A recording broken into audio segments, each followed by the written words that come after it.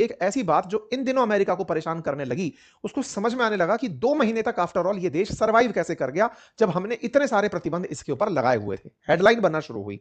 Trump का नया front जो ईरान के सामने उन्होंने ओपन किया, वो हेडलाइन बनता है कैट एंड माउस गेम के रूप में, कुत्ता बिल्ली का खेल। इसलिए चर्चा हो रही है कि जहां एक और अमेरिका ने ईरान को दबाने के हर संभव प्रयास कर लिए, उसी समय पर ईरान तब भी बचकर सर्वाइव करता रहा।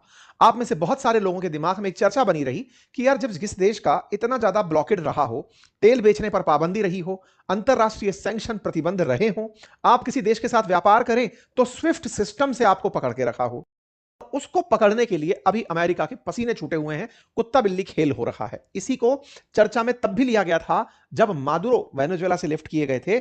उस समय पर भी वेनेजुएला का भी जो बैकअप था वो क्रिप्टो करेंसी था। तो जो ट्रंप दुनिया भर को पहले क्रिप्टो का ज्ञान दिया करते थे कि क्रिप्टो अच्छी चीज है, वो आज उनके लिए मुसीबत बनी हुई है, क्योंकि वो क्रिप्टो को पकड़ नहीं पा रहे और लोग और दौड़ दौड़ कर क्रिप्टो में निवेश कर रहे हैं। ऐसा मैं क्यों बोल रहा हूं? हाल ही के दिनों में आपने खबर सुनी थी कि स्ट्रेट ऑफ हॉर्मुज से जहाजों को निकलने पर टोल लगेगा। ईरान ने कहा क्या था? कहा था कि स्ट्रेट ऑफ हॉर्मुज से अगर आप 1 बैरल तेल लेकर जाओगे तो मुझे $1 देकर जाओगे। 1 बैरल तेल $1।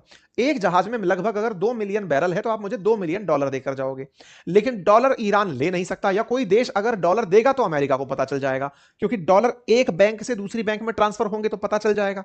ओके, इधर ईरानियों ने दिमाग लगाया, क्या कहा कि $2 मिलियन देने तो हैं, लेकिन इतने के इक्विवेलेंट क्रिप्टो हमें देकर जाओगे। यानी दुनिया में क्रिप्टो को लेकर थॉट क्या थी कि यार क्रिप्टो के अंदर पता नहीं कौन लोग लगाते हैं, कौन निकालते हैं, कभी मन में आती है गिर जाती कर जाती। उस देश ने दुनिया को बता दिया कि सुनो, क्रिप्टो का सही तरह से यूज कैसे करते हैं, हमसे सीखो। मतलब ईरान क्रिप्टो में भुगतान लेने की जिद करने लगा।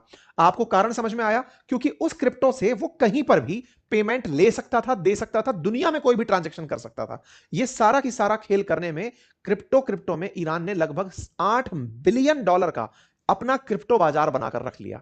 मतलब समझिए, वॉल स्ट्रीट जर्नल की रिपोर्ट है ये अप्रैल 2026 की, जिस दिन 8 अप्रैल को ये न्यूज आई थी ना कि $7.8 बिलियन का क्रिप्टो इकोनॉमी है ईरान के पास। तो लमसम अगर आप 9500 करोड़ $1 बिलियन होता है तो 10,000 लमसम पकड़कर चलिए, तो 80,000 करोड़ रुपए का, या 70,000 करोड़ पकड़ लो राउंड फिगर में, 70,000 करोड़ रुपए का क्रिप्टो बाजार है ईरान के पास। यानी इतना क्रिप्टो उसने रखा हुआ है। हुआ कैसे ये सब?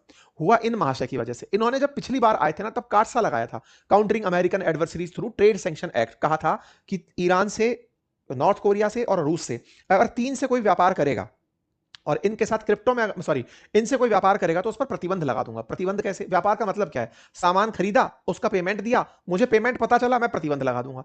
तो ये बात जब ईरान को पता चली तो उसने रशिया से और चाइना से डिस्कस की कि साहब सॉल्यूशन बताओ इसका क्या है। और चाइना से कहा कि तुम 25 सालों तक मुझसे तेल खरीदो,